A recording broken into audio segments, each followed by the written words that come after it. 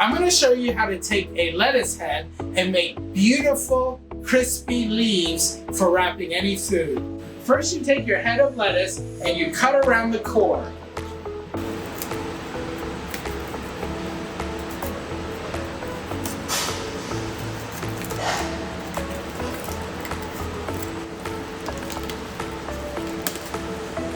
If you just pull these leaves off, they'll rip and they'll crack, and you'll end up with small pieces of leaves.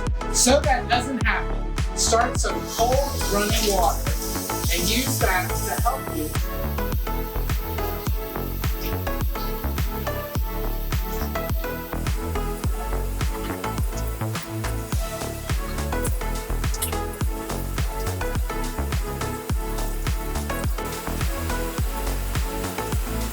And that's how you get perfectly crisp lettuce leaves that are whole and not cracked or ripped, and they make a beautiful wrap for anything that you would normally use bread for. To use these for lettuce wraps, you'll want to cut each one of these leaves into 3.